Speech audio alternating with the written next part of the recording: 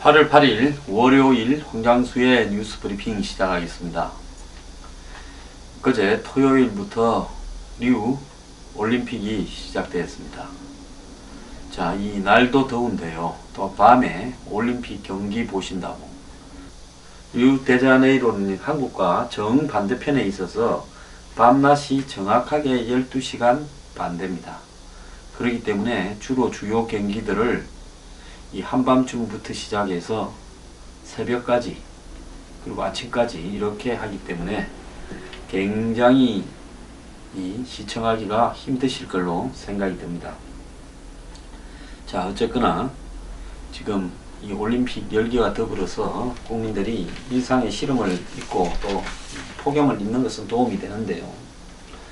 자, 참 올림픽 유감을 한 가지 말씀드리면 은메달 따고 우는 선수, 또 뭐 본인은 최선을 다했는데 메달끈에 들지 못했다고 펑펑 우는 선수, 과거에는 금메달을 잘 땄는데 이번에는 못 땄다고 고개 푹 숙이고 가는 이런 한국 선수들 모습을 보면서요, 조금 보기 불편했습니다.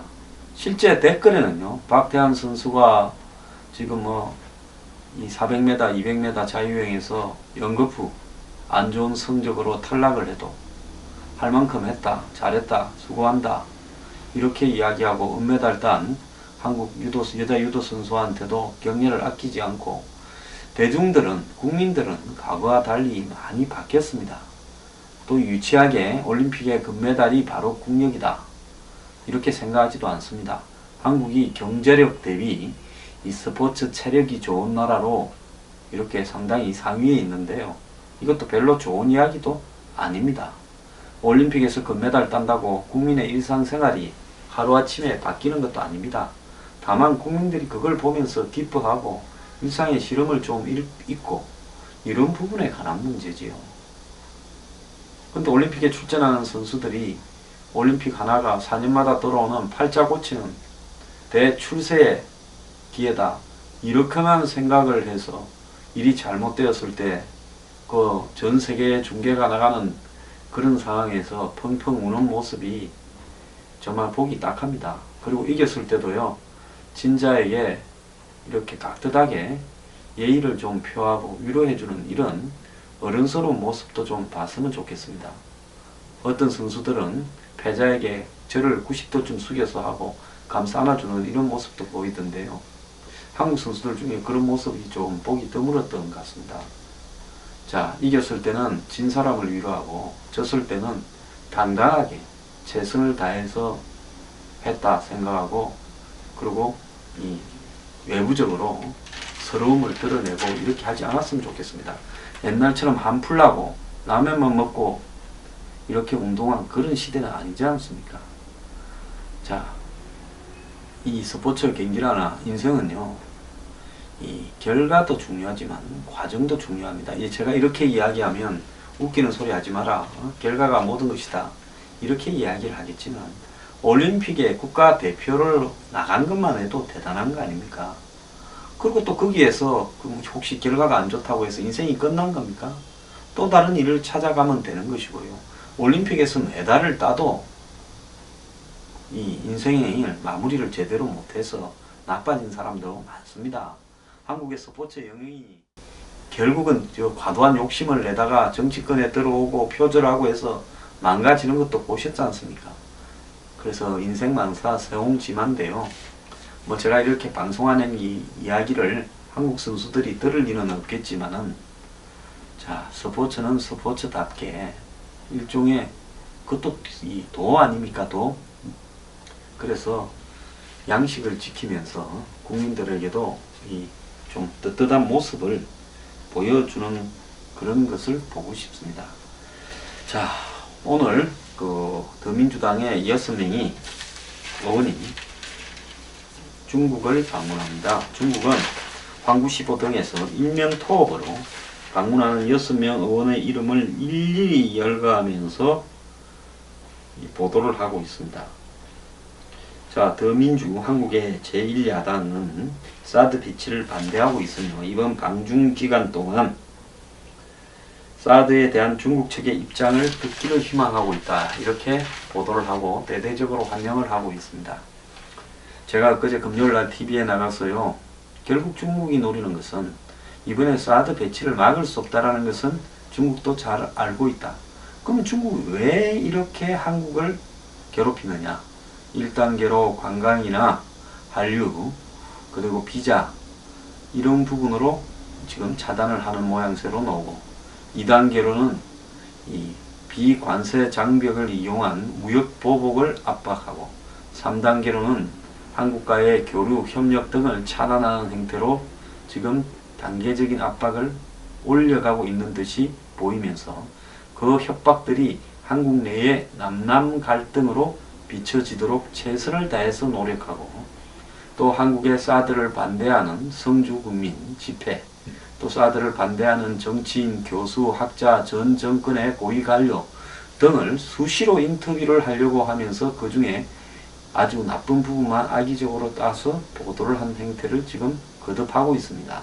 이 와중에 전문가도 아닌 6명의 의원 김병욱 이 친구는 이 사람은 한국 정권협회 코스닥 공식 과장하던 친구입니다. 자, 손학규 측근이었죠. 김영호, 김상현 전 의원의 아들인데 뭐 그냥 정치권 언저리서 있던 거 말고 별 경력도 없습니다. 자, 그리고 박정 중국 국립우한대 박사라는 경력밖에 없습니다. 소병훈 출판문화협회 이사라는 그리고 정동영 특보 경력밖에 없습니다. 손혜원 뭐 광고 디자인으로 해서 돈을 좀 많이 벌었죠. 90년대에 지페린이 파브니 이런 부분에 이 기업 브랜드 이미지 통합 작업을 하는데 앞장서서 70억 이상을 벌어서 그때 번 돈으로 낮은 칠기 박물관을 통영에 세워서 운영하고 있는 돈이 많기로 소문이 난 사람입니다. 신동근 이 치과 의사죠. 자, 이 사람들 중에 과연 이 중국에서 무슨 학위를 받은 사람은 있지만은 외교 감각이나 전략적 전문성을 가진 사람은 없다고 볼 수 있습니다. 자, 그런데 이들이 중국에 가서 중국 정부 관계자들, 즉 중국의 무슨 공산당은 안 만난다 이야기하지만은 중국의 학자, 교수, 연구소, 민간 구분이 됩니까? 중국 공산당은 지도부에서 지침이 내려오면 인터넷 내용까지 수십만 명의 조작 부대가 달라붙어서 일제히 조작하고 다른 의견이 없는 나라입니다. 한국은 지금 사드 배치나 이런 문제를 둘러싸고 보수 진보 여야 치열하게 싸우고 있지만 중국은 한국의 사드 배치에 대해서는 안 된다라는 하나밖에 의견이 없는 나라입니다. 이들이 중국에서 만나는 사람들을 보면요. 북경대 국제관계학원의 장샤오밍, 하나, 왕룽 교수들, 그 다음에 제달의 강사, 치하오텐 박사 등과 자담회를 갖고요. 오늘은 9일에는 이펑 판구연구소 이사장, 가오쭈꾸이 중앙당교 교수, 왕진성 중국 사회과학원 연구원 등을 만납니다. 자, 방중 의원단이 최고 권위의 대학과 국책연구기관, 공산당 간부 최고교육기관, 중앙당교 교수들에게 사드에 대한 중국 측의 논리를 확실하게 교육받게 될 거라고 베이징의 한 소식통은 우려를 했습니다. 자, 너네들은 이런 논리로 가지고 한국 정부를 공격하고 미국을 공격해라. 이렇게 교육받고 올 거라는 거죠. 자, 여기 중앙당교라는 것은 중국 공산당의 일종의 사상학교입니다. 또 다른 소식통은 손자병법에서 최고의 경지는 싸우지 않고 이기는 것인데 가장 좋은 방법은 정 내부의 분열을 노리는 것이다 라고 했습니다. 그래서 결국 방중 단 6명이 한국에서부터 사드 배치에 대해서 토론해보자는 게 아니라 반대한다라는 입장을 성주등을 들러서 확실하게 말해온 사람이기 때문에 이들이 어떤 이야기를 하더라도 한마디로 이미 사드 배치라는 부분에 대한 반대 입장을 확고하게 하는 입장에서 중국의 논리에 장단을 맞추고 또 반대 논리를 교묘하게 다듬어서 오게 될 거고 중국의 대외 홍보용으로 이용당하게 될 뿐이지 중국을 설득할 수 있거나 중국에 맞서서 한국의 입장을 이해해달라고 이야기할 가능성은 전혀 없습니다. 이 손자병법에 보면 차도살인이라는 말이 있습니다. 남의 칼을 빌어서 사람을 죽인다. 그게 제일 쉬운 방법이죠. 자, 한국에서 야당에 중국의 앞잡이가 되고 싶어서 안달을 하는 의원들을 철저하게 교육시켜서 그들의 입으로 한국의 사드 배치를 못하게 한다. 그렇게 해석될 수 있지 않겠습니까? 자, 그런데 이들이 지금 중국에 가서 기업인 간담회를 하려 했는데 부담을 느낀 기업인들이 지금 불참을 하고 있고요.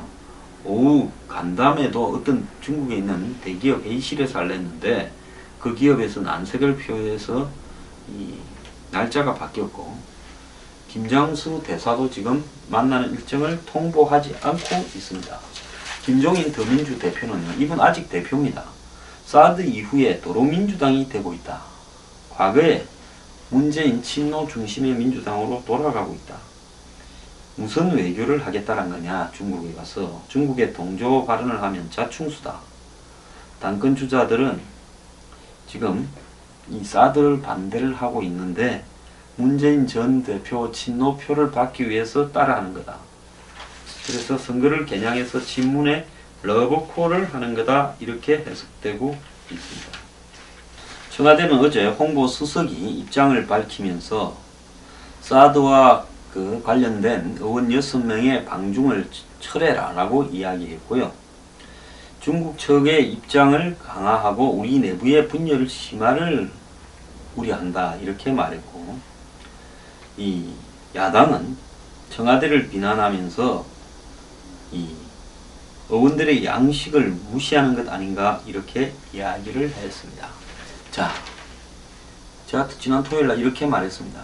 결국 사드 반대는 이 내년 대선에서 한국에서 중국에 유리한 정권이 탄생되는 것을 이렇게 만들기 위한 중국의 압력과도 관계 있다는 겁니다.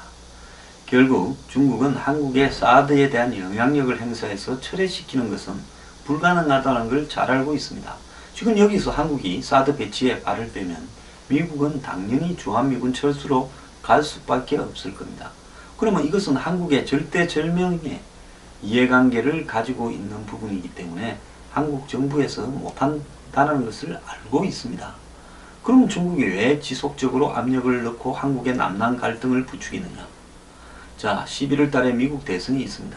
미국 대선에서 누가 되든 혹 트럼프가 되든 한국에 대한 미국의 주한미군 통상 압력들이 가중될 거라는 걸 알고 있습니다. 또 내년 대선에서 한국의 정권 교체의 가능성이 50%보다도 더 높다고 중국은 판단하고 있을 겁니다. 이런 상황에서 한국의 정권 교체가 내년 대선에서 이루어지도록 만들기 위해서 중국은 남남 갈등을 더욱더 부추기기 위한 수단으로 사드 배치 반대 부분을 강력하게 한국의 경제적인 압박으로 밀어붙이고 있는 것입니다. 그러면서 남남 갈등을 더욱 조장하고 있는 거죠.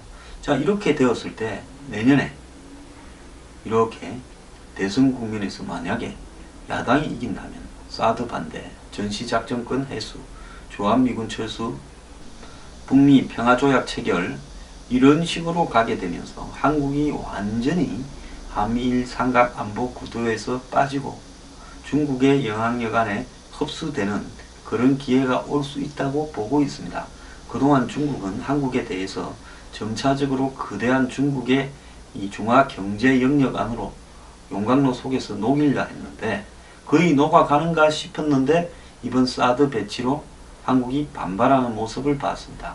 작년 9월 3일 박 대통령이 천안문 막루에 올라갈 때만 해도 작전이 거의 성공했다고 생각했을 겁니다. 이렇기 때문에 중국은 그런 부분을 겨냥해서 지속적이고 장시간 한국에 압력을 넣을 겁니다.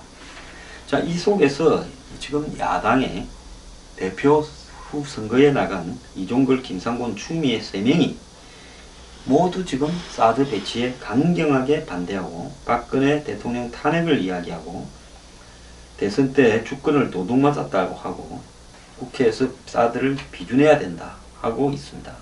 이 사람들이, 이 친노들이, 또 친노의 열성 대의원들이 이렇게 앞장서서 이런 부분을 부추기고 있는데요. 지금 야당의 제일 큰 문제는 전체 야당 지지자가 100이라 하면 한 1%쯤 되는 강경, 한마디로 이념적으로도 제일 왼쪽에 있고 이 행동적으로도 가장 강경한 그런 어떤 이 과거의 노빠, 진노 친문 핵심을 이루는 또 인터넷 SNS를 장악하고 있는 사람들이 기존에 온라인 당원으로 많이 들어왔고 또 올 1월 시장 전 12월 이 국민의당 안철수 세력들이 탈당을 나갈 때 10만 명이 새로 들어왔습니다. 이 중에서 3만 5천 명 가량이 이번 전당대회에서 권리당은 투표를 할 거라고 예측되고 있습니다. 더민주당의 대의원은 전체 투표자 중에 45, 권리당원이 30, 여론조사 25입니다. 여기에서 권리당은 30과 여론조사 25는 민주당, 더민주 주변에 있는 강성 이념적 강경파 1% 미만이 집중적으로 선거에 영향력을 행사하는 시스템으로 되고 있습니다. 그래서 이 더민주당의 김종인 대표가 다시 도로민주당으로 되고 있다고 이야기를 한 것입니다. 한국이 이 사드 와중에, 사드는 사드고 피지에서 중상을 입은 중국인 2명을 칼 비행기로 실어와서 인천공항에서 치료를 해서 중국에 다시 보내줬다 이러는데요. 이런 일들이 한중 관계에 아무런 영향을 미치지 못합니다. 인도주의적으로 이럴 수는 있는데요. 이런 걸 갖고 보도를 해서 한국이 마치 이런 것처럼, 이런 일로 중국한테 잘 보이려고 노력하는 것처럼 비춰지는 것도 제가 볼 땐 잘못된 신호를 줄 수 있다고 봅니다. 한국은 지금 답이 없는 나라입니다. 아마추어 초선 6명이요. 한마디로 노예한 중국의 이 빼놈 장사꾼들에게 놀아나려고 작정을 했습니다. 국민들은 이 6명 이름을 기억을 합시다. 김병욱, 김영호, 박정, 소병훈, 손혜원, 신동근, 이 6명입니다. 자, 이제 겨우 국회의원이 된, 솔직히 말하면 이 6명이 정치인으로서 경륜도 없습니다. 그렇다고 6명이 제대로 운동권을 했던 이념적인 사람들도 아닙니다. 이런 사람들이 앞장을 서서 도대체 무슨 눈도장을 찍고 싶어서 이렇게 하는 것인가? 정말 이해가 안 갑니다. 국민들이 정확하게 기억하고 다음에는 심판을 해야 됩니다.